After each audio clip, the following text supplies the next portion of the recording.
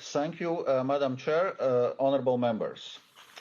When we met for previous economic dialogue last May, we were living through the first wave of the pandemic, striving to contain the health emergency and putting in place a coordinated policy response. Our response to the crisis has been swift and unprecedented. Now we face the second wave of the pandemic and another deep socio-economic fallout, of which Paolo will talk more. The circumstances call for continued support to sustain economic activity and protect jobs and incomes. The national short-term work schemes and the EU program SURE play a major role in this respect. The emergency instruments agreed in the context of the first wave of the pandemic remain available to respond to the second wave.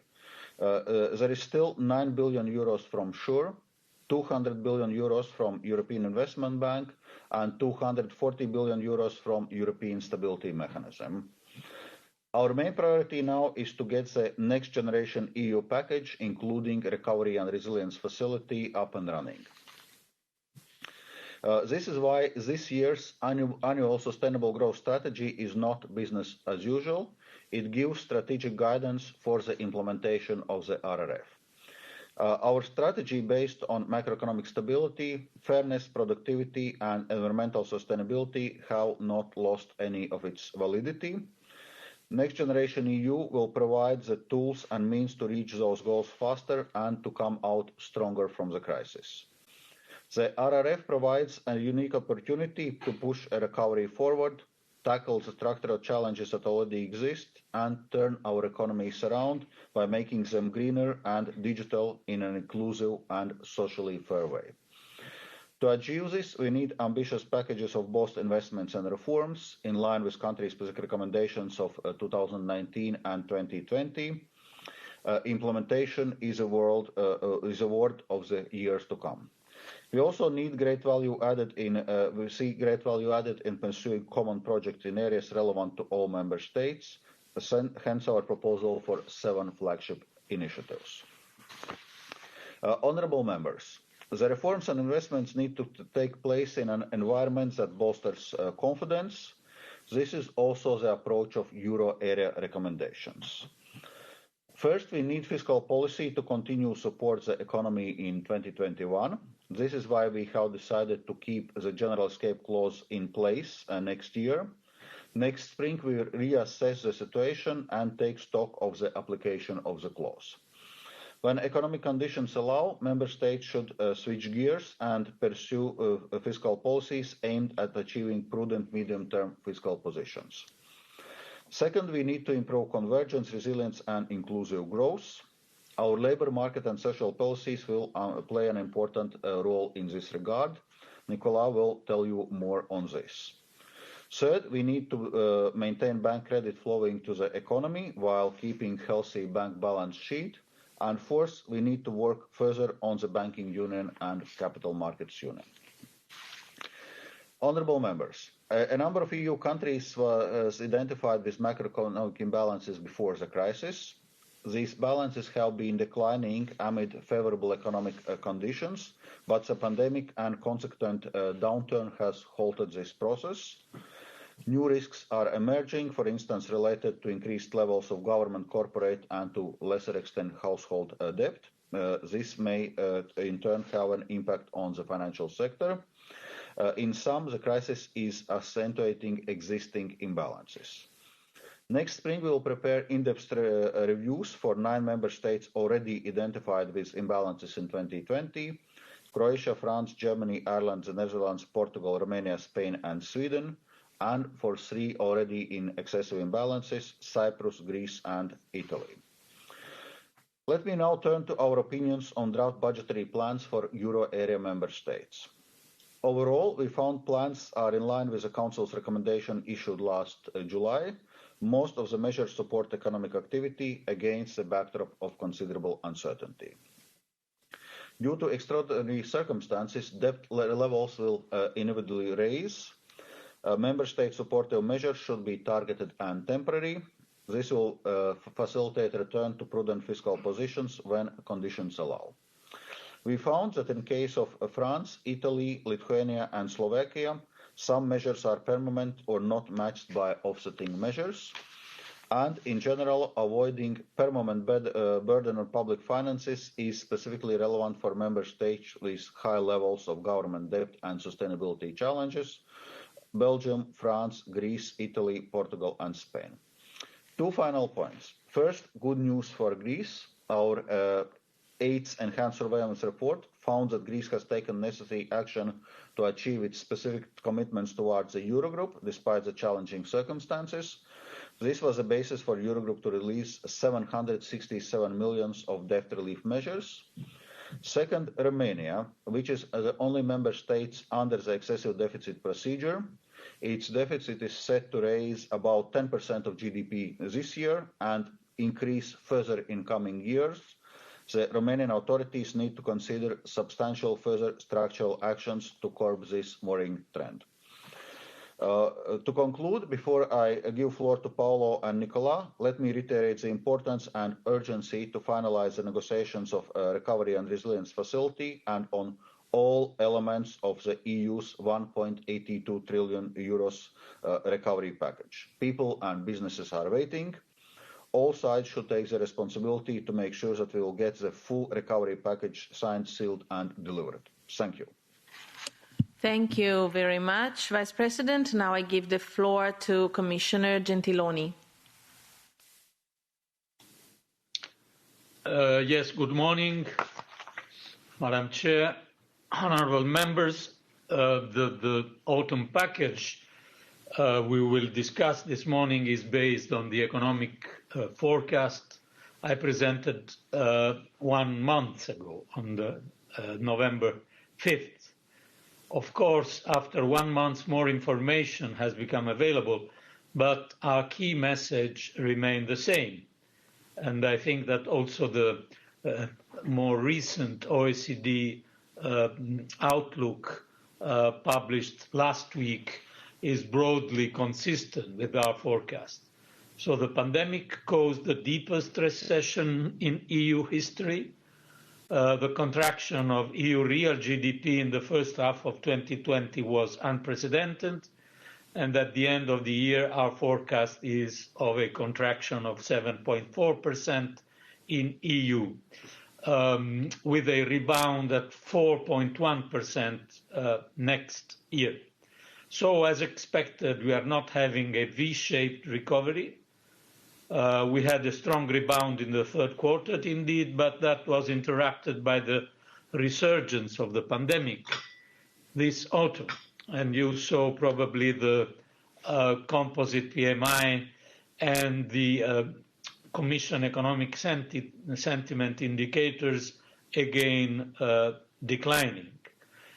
The downside risks to this forecast are exceptionally large, as is the uncertainty which makes the assessment of the fiscal situation and the appropriate policy mix going forward difficult. Still, we know from experience that withdrawing the support too early can be one of the biggest risks to the recovery. There is a converging view on this point by the most important international and multilateral organizations and institutions. Fortunately, there are also upside risks to our forecast related to the epidemiological and political situations. First, of course, the rapid deployment of vaccines could allow for a swifter easing of containment measures. And most of all, a successful deployment of Next Generation EU, especially its RRF, could provide a strong boost to the EU economy. You know that we were not considering the impact of the RRF because we have no decisions taken for a recovery and resilience plan in our forecast. And this could ensure that our recovery is structured around the common themes of green and digital transition, in line with the Sustainable Development Goals. And then last but not least, we will see how the new American administration will promote a relaunch of the economy and of stimulus packages in US with global consequences. Overall, we project an incomplete and uneven recovery over the coming 2 years with persistently high uncertainty. According to the forecast, by the end of 2022, the euro area will remain just shy of the level of GDP that it had reached at the end of 2019. That means the recovery will be more protracted than assumed previously. Honourable members, this uncertainty is the reason why this year's euro area recommendation put a strong emphasis on the use of the RRF, the central pillar of our recovery package. And given the exceptional circumstances, this year's recommendation focuses on short-term challenges and more medium-term risks. The key message is clear: maintain a supportive fiscal stance and other policies for now. Continue to coordinate measures, and when conditions allow, phase out the support measures in a way that doesn't stop the recovery or harm those most affected. The recommendation also reiterates that a well-functioning single market, well-designed and inclusive employment policies, and fair taxation are integral parts of the overall strategy. And finally, the recommendation calls for policies to ensure that the banking sector will continue to provide credit and keep sound balance sheets. Completing the EMU and strengthening the international role of the euro remains a priority. Before concluding, honourable members, allow me shed light on an element that was published along the traditional documents of the autumn package. It's the Commission strategy vis-à-vis the Sustainable Development Goals. The staff working document we published reaffirms our commitment to sustainable development and the UN's 2030 Agenda for Sustainable Development, and explains how the SDGs are at the heart of the Commission's policy making and implementation. In the 2020 cycle of the semester, the country reports included for the first time a chapter on environment and sustainability, integrated SDGs, and the dedicated annex reporting on member states' overall SDG performance. The role of the semester will evolve further with the implementation of the Recovery and Resilience Facility and beyond it. Thank you. Thank you very much, Commissioner Gentiloni. Now I give the floor to Commissioner Schmit.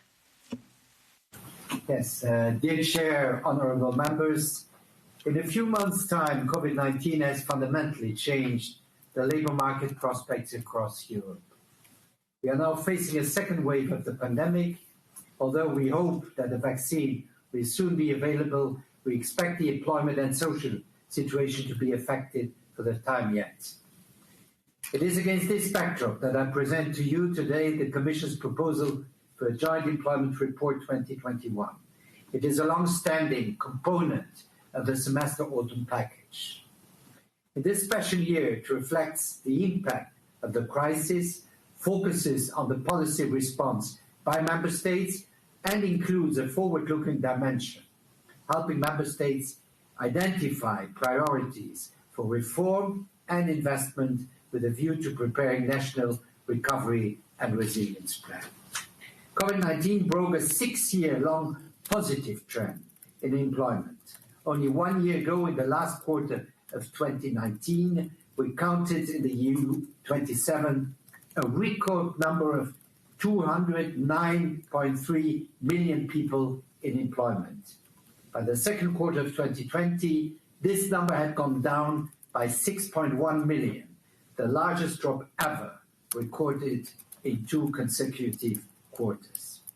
On the other hand, in October 2020, unemployment increased moderately, reaching 7.6 in the European Union and 8.4 in the euro area. This can be explained because the swift and massive implementation of short-time work schemes by member states helped maintain jobs. New Europe's short-time work support scheme SURE is there to back up national schemes. It is important that member states keep in place short-time work schemes during the health emergency, following, by the way, the OECD recommendation to maintain the aid schemes for jobs and for companies. At the same time, it is key to invest in active labour market policies, effective employment services, skilling, upskilling and reskilling, and to support labour markets adjustments, responding to ongoing transitions and restructuring. Coordinated measures are needed to ensure a smooth redeployment of labour across sectors, notably towards the green and digital ones. This reallocation will not take place automatically, and therefore active labour market policies are needed.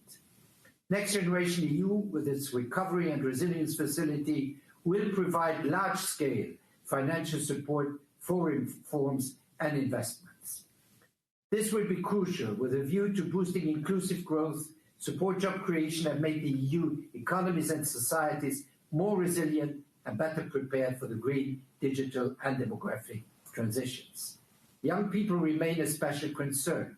In October 2020, more than 3 million young people, and even 5.4 if we include the needs, were unemployed. Youth unemployment rose more substantially, reaching 17.5% in the EU and 18% in the euro area. Youth unemployment rates have increased significantly and are close to 40% in countries like Spain and Greece. Therefore, a successful implementation of the reinforced youth guarantee and the youth employment support initiative, relying on well-functioning public employment services and education and training systems, will be crucial. The Joint Employment Report provides further reflections where the Recovery and Resilience Facility would bring a particular added value. Upskilling and reskilling for people of all ages, the crisis hit workers in non-standard forms of employment particularly hard, above all temporary employees, of which many are women and young. Almost 17% of all temporary jobs were destroyed in the first half of 2020. This calls for measures to ensure that labour market segmentation is reduced, that adequate working conditions and fair wages are ensured, and that workers on non-standard forms of work gain access to social protection. The crisis also highlights the importance of strong social protection systems. They play a key role in tackling poverty and inequalities, which are expected to exacerbate due to the crisis. Countries have scaled up support to vulnerable groups during the crisis, but social protection systems face structural challenges. At the same time, adequate housing policies are needed. It is important to ease access to social and affordable housing and the proposal relative to renovation, which is a solution for access to social and affordable housing, will also allow the creation of hundreds of thousands of jobs. To ensure a successful recovery, we need to accelerate and accompany the green and digital transition, foster employment, taking advantage of the ongoing transitions and the changing world of work in order to create quality jobs and ensure fair working conditions. Finally, strengthen and modernize social protection systems so that people can successfully navigate the transitions and our society remains resilient. The upcoming action plan to implement the European Pillar of Social Rights will flesh this out. It will be a plan for social resilience and upward convergence. But this means also that the Member States must make the most of the European Recovery and Resilience Facility, REACT-EU and ESF+. They should engage in positive reforms and investments in their national plans with full involvement of social partners. Our common aim should be to rebuild our economies and societies in a more sustainable, inclusive and fairer manner. Thank you very much. Thank you very much. Commissioner Schmit.